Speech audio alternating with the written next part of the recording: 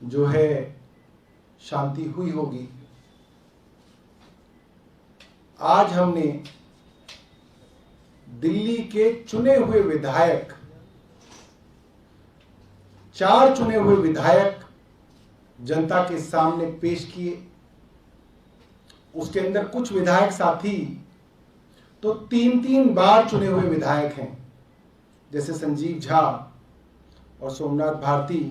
तीसरी बार उनकी क्षेत्र ने जनता ने चुन के उनको भेजा है और उन्होंने आपके सामने खुलासा किया किस तरीके से 20-20 करोड़ रुपए देके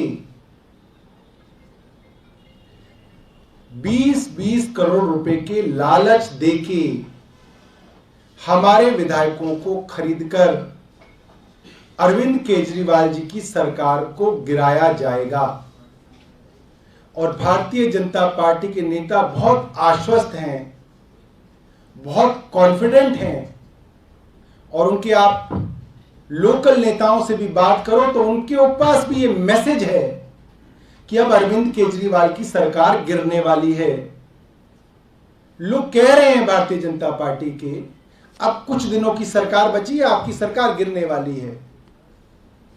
और आप कोई भी साथी गूगल करके देखिए और उसमें लिखिए ऑपरेशन लोटस क्या है, व्हाट इज ऑपरेशन लोटस, तो आपको पता चल जाएगा ये भारतीय जनता पार्टी की एक तय स्ट्रेटजी है, जिसके तहत विपक्ष के विधायकों को, जिनको जनता ने चुन के भेजा है, उनको डराकर, धमकाकर, खरीदकर, प्रलोभन देकर जनता की चुनी हुई सरकारों को गिराया जाता है।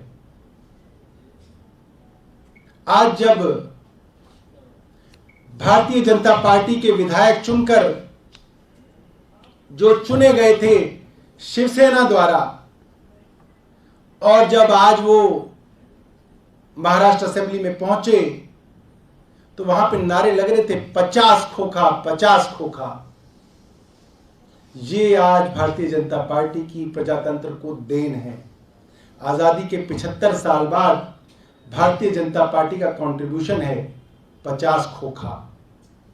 मैं भारतीय जनता पार्टी को कहूंगा, बंद करो देश से धोखा, नहीं चलेगा 20 खोखा। ये भारतीय जनता पार्टी को जवाब है हमारे चुने हुए विधायकों का। और एक बहुत सीरियस क्वेश्चन मैं अपने पत्रकार मित्रों के सामने आज रखना चाहता हूं, और चाहता हूं कि देश, बुद्धिजीवी, इस देश की चिंता करने वाले लोग इस बात को जरूर सोचें, इस पे विचार करें। 20 करोड़ रुपए आम आदमी पार्टी के विधायकों को ऑफर है। कहा जा रहा है 35 विधायक हमारे संपर्क में हैं, हम 35 विधायक खरीदेंगे। 20 करोड़ के हिसाब से 700 करोड़ रुपया भारतीय जनता पार्टी के पास मौजूद है कैश में, जब चाहे ले लो। 700 करोड़ रुपया, साथियों सोचिए कितना होता होगा 700 करोड़ रुपया। मुझे नहीं लगता कि एक कोठी में भी आप 2-2 हजार रुपए के नोट भरोगे तो 700 करोड़ रुपए उसके अंदर आ पाएंगे। इतना होता है 700 करोड़ रुपया। उसके अलावा अगर महाराष्ट्र की बात करें, वहां पे जितने विधायक बीजेपी की तरफ गए हैं और जिस तरह से 50 खोखा की आवाज भारतीय जनता पार्टी के लिए लगाई जा रही है, तो 1850 करोड़ रुपए बनते हैं महाराष्ट्र के। 1850 करोड़। कर्नाटका के अगर 17 विधायक जोड़ें तो आप सोचिए गिनती कहां तक जाएगी। मुझे लगता है कि भारतीय जनता पार्टी से देश जानना चाहता है।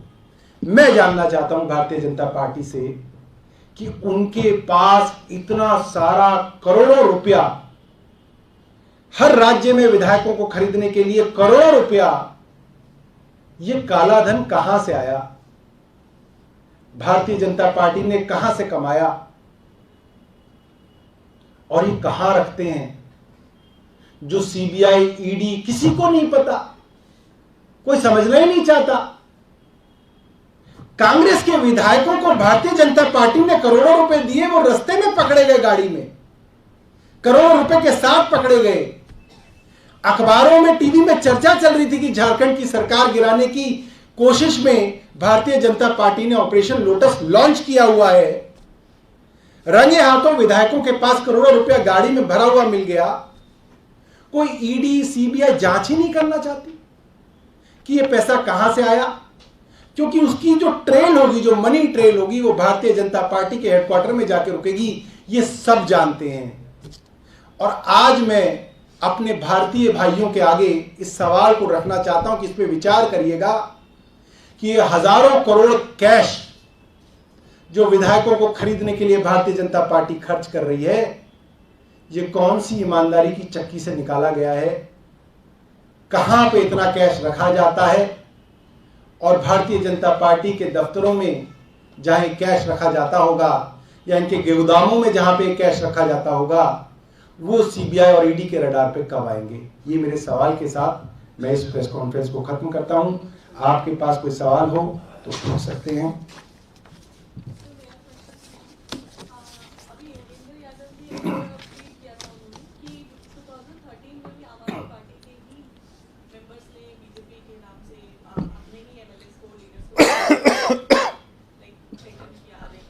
देखिए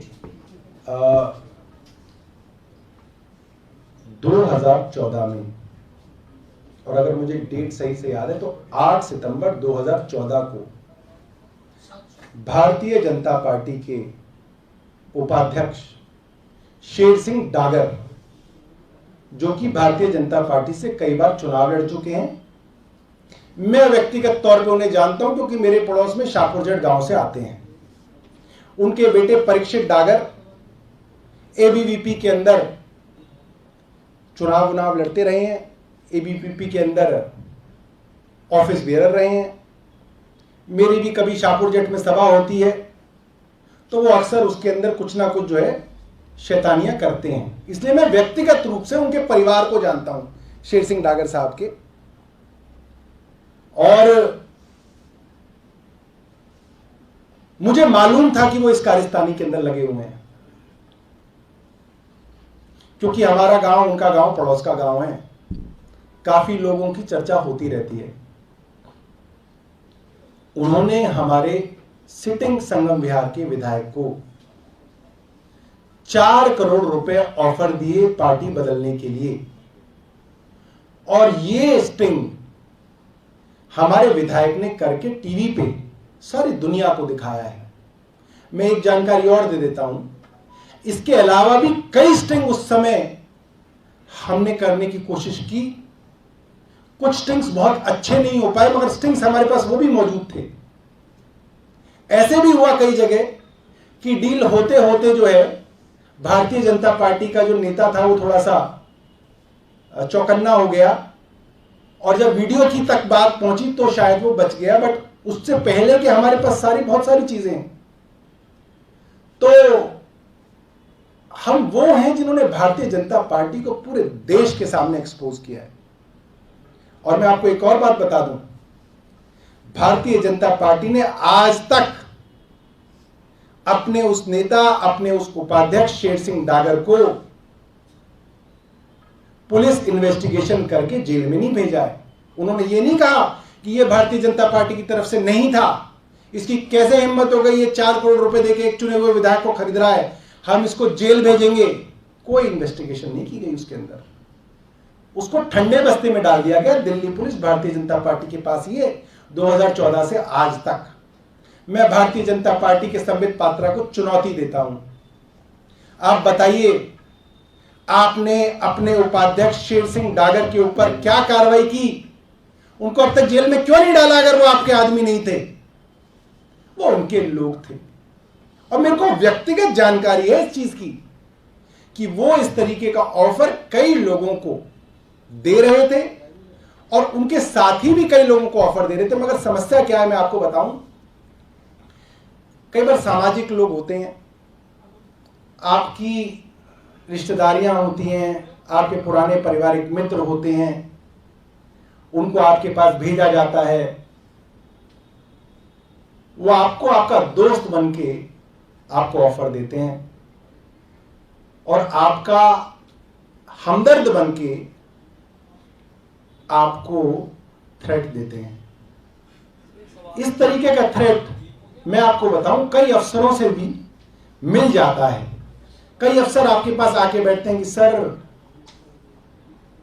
आप इन सब चक्करों में मत पड़ो, क्यों इतनी प्रेस वार्ता कर रहे हो, सर आपको भी लपेटने का चल रहा है, जल बोर्ड में बहुत ढूंढ चल रही है। ये तरीका होता है, मैसेज दिलाए, केंद्र सरकार मैसेज देती है, हमें भी मिलते हैं मैसेज कि जल बोर्ड के अंदर बहुत ढूंढ मची हुई है, सर आप क्यों इतनी प्रेस वार्ता करते हो।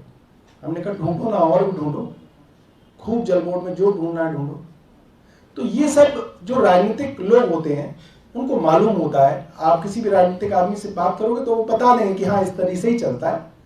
और इसी तरीके से महाराष्ट्र में जो सरकार टूटी, कर्नाटक में टूटी, गोवा में टूटी, मध्य प्रदेश में टूटी, आपको क्या लगता है कि एक पार्टी भारतीय जनता पार्टी को गाली दे दे के उसके उम्मीदवार को हरा के आया है और फिर उनका एकदम ही हृदय परिवर्तन हो गया, वो कह रहे कि नहीं मोदी जी सबसे अच्छे हैं और झूम।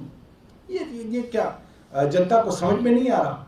ये जरूर है कि आज हमने इसको नॉर्मलाइज कर दिया है, हमने इसके ऊपर नैतिक सवाल उठाने बंद कर दिए, मगर ये बात अगर आप थोड़ा भी इसके ऊपर मनन करें, चिंतन करें तो आपको समझ में आ जाएगा कि ये पैसे की ताकत है, पैसे की ताकत के अलावा कुछ नहीं है। पैसे की ताकत है, डंडे का रोब है, सिर्फ और कुछ नहीं। और कोई सवाल हो? लेंगे, मैं बता रहा हूं भारतीय जनता पार्टी की और हमारी लड़ाई लंबी लड़ाई है। अभी तो गुजरात में लड़ाई है, फिर 2024 में लड़ाई है। अर्जुन के पास ब्रह्मास्त्र था। अर्जुन की पहली लड़ाई तो नहीं थी महाभारत के युद्ध में, अर्जुन की कई लड़ाइयां हुई, मगर जहां ब्रह्मास्त्र की जरूरत है वहीं ब्रह्मास्त्र चलाया। श्री राम ने भी वहीं चलाया जहां जरूरत थी। श्री राम की तो रावण से पहले कईयों से लड़ाई हुई। कई छोटे छोटे जो हैं वो क्या कहते थे उनको, राक्षस से छोटे वाले क्या होते थे, दानव, खर, दूषण, रावण का बेटा अहिरावण, कई सारे थे। सूर्पणखा के ऊपर ब्रह्मास्त्र का प्रयोग नहीं किया भगवान राम ने। जब ब्रह्मास्त्र की जरूरत होगी तो ब्रह्मास्त्र चलेगा जरूर, ये मेरा वादा है आप लोगों से।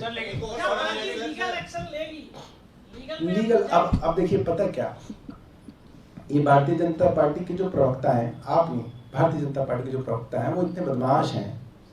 हम कहते हैं कि तुमने चोरी की, अच्छा चोरी की तो आप कोर्ट में क्यों नहीं चले जाते हमारे खिलाफ? हमारे पास यही काम है कि तुम्हारे खिलाफ कोर्ट जाते रहे।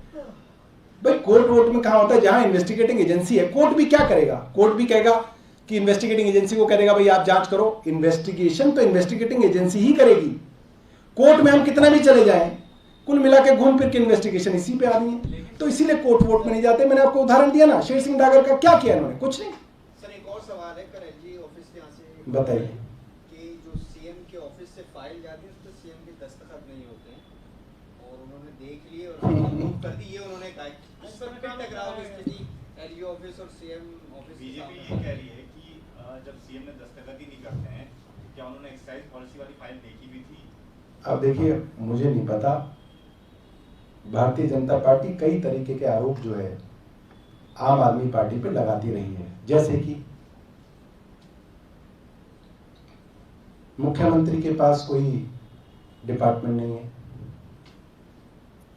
भारतीय जनता पार्टी के बहुत सारे मुख्यमंत्री ऐसे हैं जिनके पास डिपार्टमेंट नहीं है, ओवरऑल सुपरविजन का काम मुख्यमंत्री करते हैं। मैं नहीं जानता, राष्ट्रपति जानते होंगे, प्रधानमंत्री जी कितनी फाइलों पे खुद साइन करते हैं। मुझे पूरा यकीन है अपनी व्यस्तता के कारण प्रधानमंत्री जी भी बहुत सारी फाइलों पे साइन नहीं करते होंगे, और उनके अफसर अगर लिखते होंगे कि प्रधानमंत्री जी कोई बात दिखा दी गई है तो प्रोटोकॉल के तहत ये चीज मानी जाती होगी।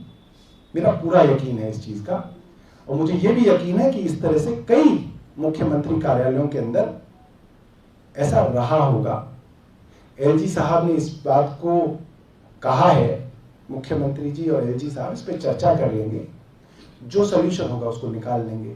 इसमें कोई इतना बड़ा मामला नहीं है कि एक दूसरे को चिट्ठीबाजी की जाए, तो बताई जा सकती है, कोई ऐसी बड़ी चीज नहीं थी। और कुछ हो तो बताइए। बिहार में भी रेट डली है, विश्वास मत। बिहार में तो रेट डलनी ही थी, बिहार में क्यों नहीं डलनी थी?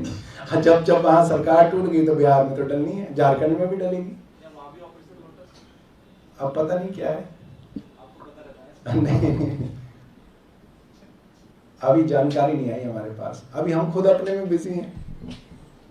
और कोई सवाल है तो बताओ। सौरभ जी, एक सवाल ये है कि आप लोग को लगता है कि कहीं से कमजोर पड़ रहे हैं आप लोग, बार बार जो नाम नहीं बता रहे हैं, चाहे वो मनीष सिसोदिया के मामले में हो, चाहे 4 अखिलेश के मामले हो, चाहे 35 लोगों के बारे में जो बात है, अगर आप नाम नहीं बताएंगे तो कहीं ना कहीं आम आदमी पार्टी कमजोर दिखाई देगी। देखिए मैं आपको बताऊं, आम आदमी पार्टी है ही कमजोर। हम लोग बेचारे सताए हुए लोग हैं, और ये लोग हैं जिनके पास सारी ताकत है, सारी सत्ता है। रोना ही इस बात का, कमजोर के ऊपर अपनी ताकत आजमा रहे हैं। वहां चीन के ऊपर आजमाए, भारतीय सेना तैयार है लड़ने के लिए, मोदी जी भारतीय सेना को जाने नहीं देते। हम कमजोर मिले हुए हैं, हमें पीट रहे हैं, सबसे छोटी पार्टी है, हम कह रहे तुम्हें नहीं छोड़ेंगे। हमने कहा ठीक है भैया, मत छोड़ना हमें। ये इनकी आदत है। और कमजोरों को जब जब दबाया जाता है तब तब भारत की जनता कमजोर के साथ खड़ी हो जाती है, और भगवान भी कमजोर के साथ ही खड़ा होगा। बट हम जो है कितने ही कमजोर हों, हम इनके आगे अपने घुटने नहीं टेकेंगे। हम लड़ेंगे, लड़के शहीद हो जाएंगे, इतिहास में नाम दर्ज करेंगे, मगर मोदी जी के आगे हम अपना सर नहीं झुकाएंगे। और कोई सवाल है? आज सारे सवाल पूछेंगे, असल में ये क्वेश्चन ही नहीं पूछना चाहिए कि और कोई सवाल है। लोग बैठे बैठे सोचते रहते कि अब ये पूछ लेते। अच्छा आपका लास्ट है, ठीक है। शनिवार को जो प्रेस कॉन्फ्रेंस हुई थी आम जी। आदमी पार्टी की, सॉरी बीजेपी की, जिसमें परवेश वर्मा जी ने कहा था कि जो सीबीआई के सूत्र हैं वो हाँ। आप और संजय सिंह जी हैं, क्योंकि आप मनीष सिसोदिया की सीट हथियाना तो नहीं, मतलब कि सीबीआई से हम मिले हुए हैं। आपने बताया है सूत्र आप और हम संजय सिंह। मैं